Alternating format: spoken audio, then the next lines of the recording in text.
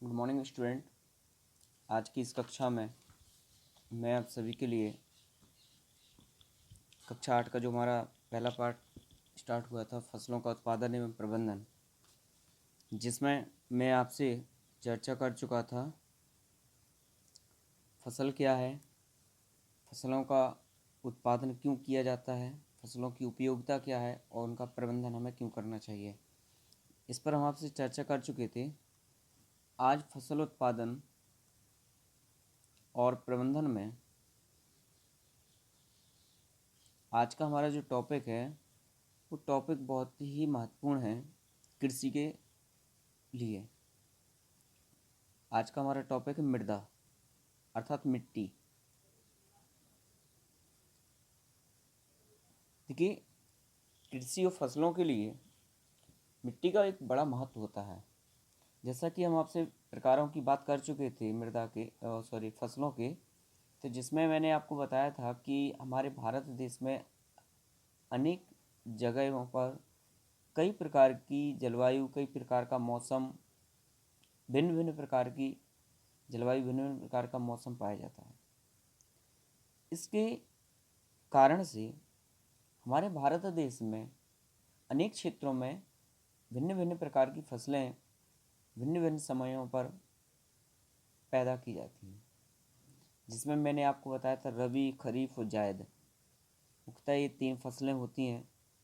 तो इनके जो समय हैं, इनके लिए जो मिट्टी है, इनके लिए जो ऊष्मा की आवश्यकता है, इनके लिए जो आर्द्रता की आवश्यकता है, इनके लिए किन किन पोषक तत्वों की आवश्यकता है, किस क्षेत्र में ये चीज़ें सबसे अधिक होती हैं, किन क्षेत्रों में ये सारी चीज़ें कम होती हैं, और किस मिट्टी में ये फसलें उगाई जा सकती हैं, इस प्रकार से फसलों का विभाजन किया गया है और उनके क्षेत्रों का भी विभाजन किया गया है।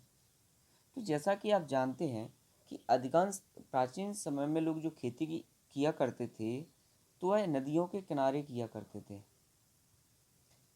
उसका कारण यह था क्योंकि नदियों के किनारे एक तो मिट्टी बड़ी उपजाऊ हुआ करती थी, दूसरा वहाँ पर सिंचाई के लिए पर्याप्त साधन संसाधन उपलब्ध हो जाया करते थे नदी से। तो इस प्रकार से फसलों को करने के लिए अनेक प्रकार की मिट्टियों में अनेक प्रकार की फसलें पैदा होती हैं। तो सबसे पहले हम ये जानें कि कौन सी फसल के लिए किस प्रकार की मिट्टी की आवश्यकता होती है। तो आइए सबसे पहले हम बात करते हैं कि मिट्टी या मृदा किसे कहते हैं। तो पृथ्वी की ऊपरी परत, पृथ्वी पर पाई जाने वाली ऊपरी परत मिट्टी या मृदा कहलाती है।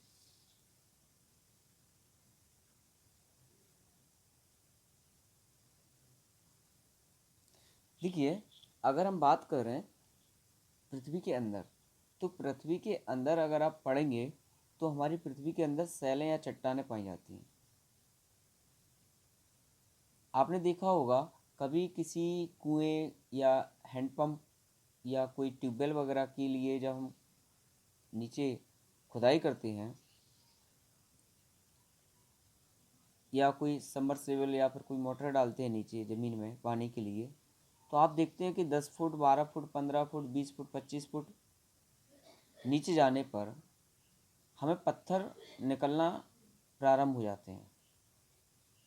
किसी किसी जगह पर तो 5-10 फुट पर ही पत्थर निकलना प्रारंभ हो जाते हैं पहाड़ी क्षेत्रों में। तो इससे यह स्पष्ट है कि नीचे मिट्टी नहीं, चट्टानें हैं। और इन्हीं चट्टानों की जो भुरभुरी जो परत होती है, जो सबसे ऊपर होती है पृथ्वी पर सतह पर, वह मिट्टी के रूप में पहचानी जाती है। इसको हम मृदा या मिट्टी कहते हैं। तो पृथ्वी पर पाई जाने वाली ऊपरी परत मिट्टी या मृदा कहलाती है। अब आइए हम इसके प्रकारों की बात करते हैं, आपसे चर्चा करते हैं। तो क्षेत्र के हिसाब से इसको कई भागों में बांटा गया है।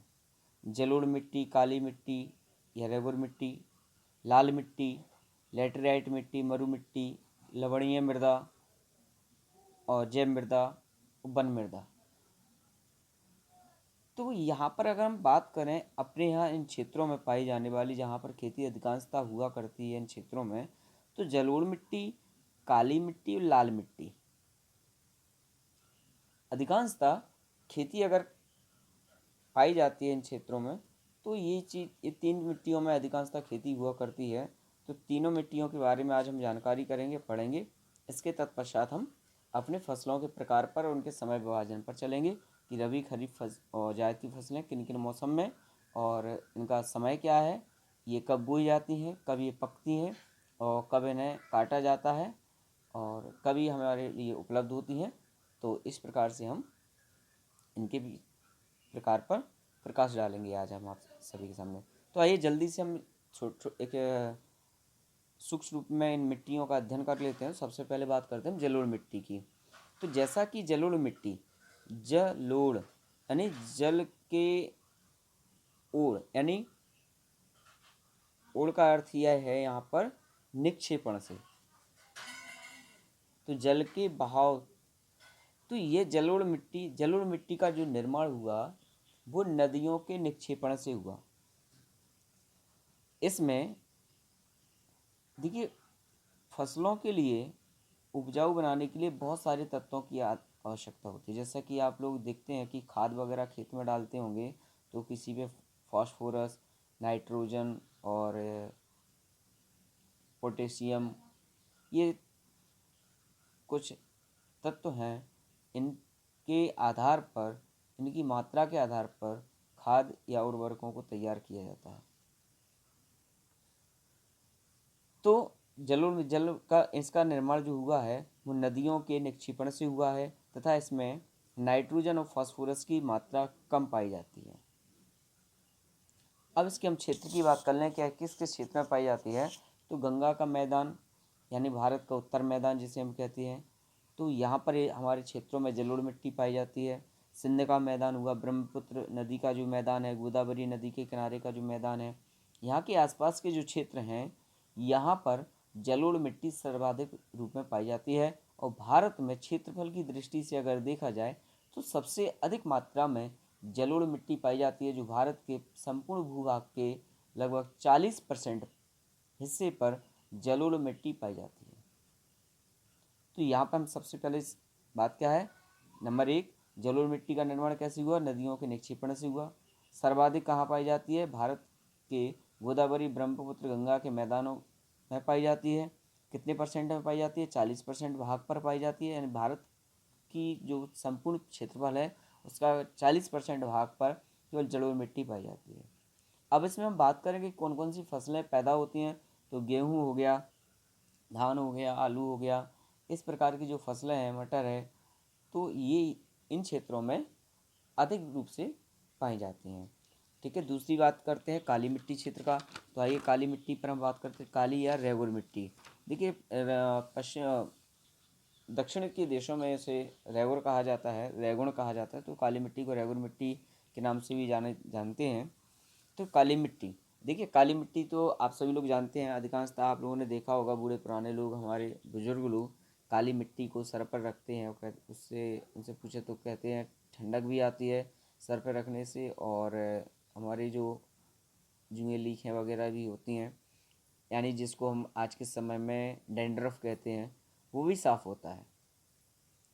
तो काली मिट्टी क्षेत्र की हम बात करें तो काली मिट्टी क्षेत्र भारत में जो क्षेत्रफल है वह जलोढ़ मिट्टी के बाद दूसरे स्थान पर अपने आप को रखता है। यानी दूसरा स्थान हमारे भारत देश में काली मिट्टी के क्षेत्र का है। काली मिट्टी का जो क्षेत्र है मुख्य रूप से वो महाराष्ट्र और दूसरे नंबर पर गुजरात है। महाराष्ट्र गुजरात के अतिरिक्त अन्य क्षेत्रों में भी किसी किसी जगह पर काली मिट्टी का क्षेत्र पाया जाता है। हमारे उत्तर प्रदेश, मध्य प्रदेश में भी काली मिट्टी का क्षेत्र कहीं ना कहीं पाया जाता है। अब इसका निर्माण कैसे हुआ, किन चट्टानों से इनका निर्माण हुआ, तो आइए हम बात करते हैं। तो ज्वालामुखी उद्गार के समय क्या होता है कि बहुत सारे चट्टान के रूप ऊपर निकल आते हैं, जिसमें वेसाल्ट नाम की जो चट्टानें हैं वो काली मिट्टी का निर्माण करती हैं। इसके बाद इसमें भी नाइट्रोजन और फॉस्फोरस की मात्रा थोड़ी कम पाई जाती है, जिस प्रकार जलोढ़ मिट्टी में कम पाई जाती है। तो यहाँ पर जब जो फसलें पैदा होती हैं तो यहाँ पर खाद आदि दे करके हम इस मिट्टी की उर्वरता को बनाए रखने के लिए और बढ़ाने के लिए खाद और उर्वरकों का प्रयोग करते हैं इस मिट्टी में। आइए किन किन फसलों को इस मिट्टी में उगाया जाता है। तो यहाँ पर कपास, चावल, मसूर, चना आदि इन सभी फसलों को पैदा किया जाता है इस मिट्टी में। तो ये काली मिट्टी है। तीसरा है लाल मिट्टी क्षेत्र। तो लाल मिट्टी क्षेत्र की अगर हम बात करें, यह भारत में क्षेत्रफल की दृष्टि से तीसरे स्थान पर पाई जाती है। भारत में लगभग 5,18,000 वर्ग किलोमीटर में 5,18,000 वर्ग किलोमीटर में यह मिट्टी पाई जाती है। इसका निर्माण ग्रेनाइट चट्टानों के टूटने से होता है।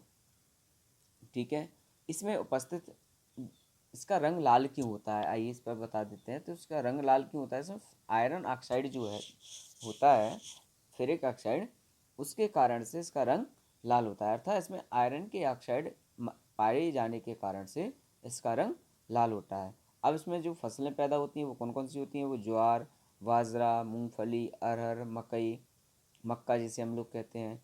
तो इस प्रकार की फसलें यहाँ पर पैदा होती हैं। समझ में आ गया। तो ज्वार, बाजरा, मूंगफली, अरहर, मकई, मक्का वगैरह ये लाल मिट्टी क्षेत्रों में अधिकांशतः सर्वाधिक मात्रा में पैदा की जाती है, उत्पादन इनका होता है। तो ये लाल मिट्टी है। तो हम मिट्टी की दृष्टि से देखें तो हमारे भारत देश में मुख्य रूप से अगर देखा जाए तो लाल मिट्टी, काली मिट्टी और जलोढ़ मिट्टी, इन तीन मिट्टियों में ही अधिकांशतः फसलों की पैदावारी की जाती है। इसके साथ कुछ और मिट्टियों के रूप हैं, जैसे कि हम आपसे बताएं तो लेटराइट मिट्टी है, मरु मिट्टी है। मरु मिट्टी मीन्स डेजर्ट सॉइल, यानी जो रेगिस्तानों में पाई जाती है। लवणीय मृदा, जिसमें नमक की मात्रा या लवण की मात्रा ज़्यादा होती है। ठीक है, पीट में मृदा या जैव मृदा, जहाँ पर जैविक पदार्थ अधिकांश रूप में उसमें पाए जाते हैं। वन मृदा जो वन क्षेत्र में आदि में जंगलों में पाई जाती है उसको। तो इस प्रकार से मिट्टी को विभाजित किया गया है 8 भागों में। तो लेकिन जिसमें से मुख्यतः हमारे लिए 3 भाग 4 भाग जो हैं प्रारंभिक, जलोढ़ मिट्टी, काली मिट्टी या रेगुर मिट्टी और लाल मिट्टी या लेटराइट मिट्टी, लाल मिट्टी तथा लेटराइट मिट्टी। तो इन 3-4 मिट्टियों की जो उपयोगिता है वो भारत में कृषि के लिए, फसलों के लिए मुख्य रूप से उत्पादन करने के लिए ज़रूरत होती है। ठीक है, तो अब आइए, ये तो थी मिट्टी की जानकारी माय डियर स्टूडेंट्स। तो आपको अपनी कॉपी में सबसे पहले हेडिंग डालनी है। इसको लिखने के लिए क्या करना है, हेडिंग डालेंगे मृदा। मृदा के बारे में आप लिखेंगे। मैंने जैसा कि आपको बताया कि पृथ्वी के ऊपरी सतह पर पाए जाने वाली जो ऊपरी सतह बारीक, भुरभुरी और चूर्ण रूप में जो सतह पाई जाती है, ठीक है, वो मिट्टी कहलाती है। इनका निर्माण भी चट्टानों से ही हुआ है। ठीक है, दूसरा मृदा के प्रकार, हेडिंग डालेंगे तो मृदा के प्रकार में 8 प्रकार लिखना है। नंबर 1 जलोढ़, नंबर 2 काली मिट्टी, नंबर 3 लाल मिट्टी, नंबर 4 लेटराइट मिट्टी, नंबर 5 डेजर्ट सोल यानी कि मरु मृदा, नंबर 6 वन मृदा, नंबर 7 पीट में मृदा तथा जैव मृदा, नंबर 8 है आपका लवणीय मृदा और 9 वन मृदा। तो इस प्रकार से आपको मृदा के प्रकार लिखने हैं, जिसमें से 3 आपको जलोढ़ मिट्टी, काली मिट्टी और लाल मिट्टी के बारे में मैंने आपको सूक्ष्म रूप में जो वर्णन किया है उसको आपको अपनी कॉपी में नोट करना है। ठीक है, अब हम बात करते हैं फसलों के प्रकार की। तो दूसरे हेडिंग हमारा होगा फसलों के प्रकार।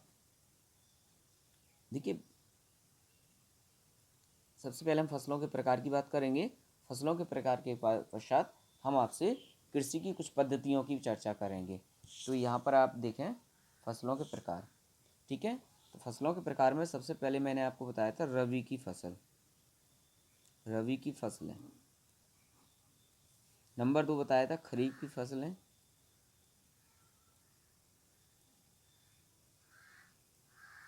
और नंबर 3 बताया था जायद की फसलें।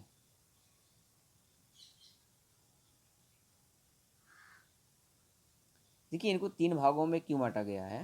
एक्चुअली इनकी जो फसलों की प्रकृति है, इनके लिए ऊष्मा, इनके लिए नमी, पानी, और कई फसलों के लिए तेज ऊष्मा, तेज गर्मी की आवश्यकता होती है। तो मौसम के अनुरूप इनको भी बांटा गया है। जिस प्रकार मिट्टी के द्वारा फसलों को विभाजित किया गया कि किस मिट्टी में कौन सी फसलें होती हैं, उसी प्रकार से मौसम के हिसाब से भी फसलों को विभाजित किया गया है। तो आइए रबी की फसलों की बात करें तो इनका जो समय है, सबसे पहले समय देख लेते हैं कि कब यह बोई जाती हैं। समय है इनका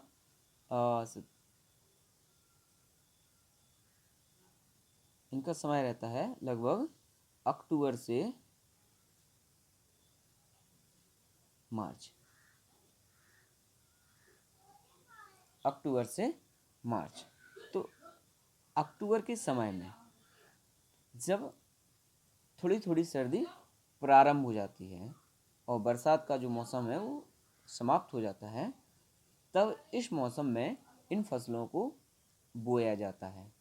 इसके पश्चात ये मार्च फरवरी के अंत में या मार्च के प्रथम द्वितीय सप्ताह में ये फसलें पक करके तैयार हो जाती हैं और मार्च के अंत तक या अप्रैल के प्रथम या द्वितीय सप्ताह में ये सभी फसलें किसान अपने घर में इनको रख लेता है।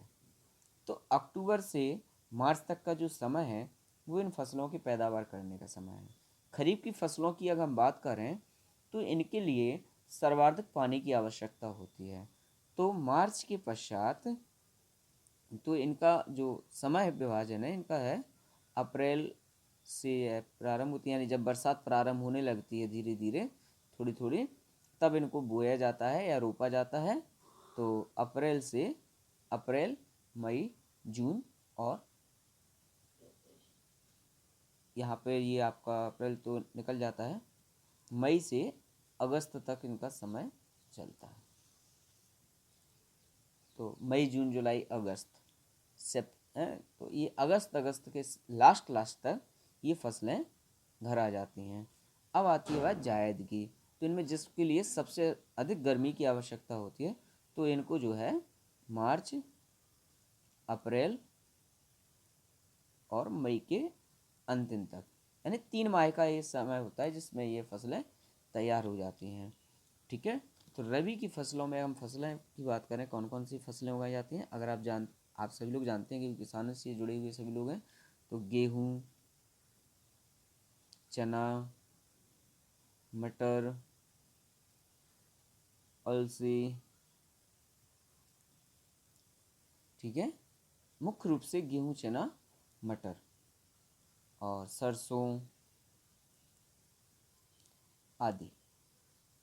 इस प्रकार से विभिन्न प्रकार की फसलें यहाँ पर पैदावार होती हैं। मुख्य रूप से किसान जो पैदा करता है वो गेहूँ, चना, मटर, इन 3 फसलों को सबसे अधिक मात्रा में उगाया जाता है इस मौसम में।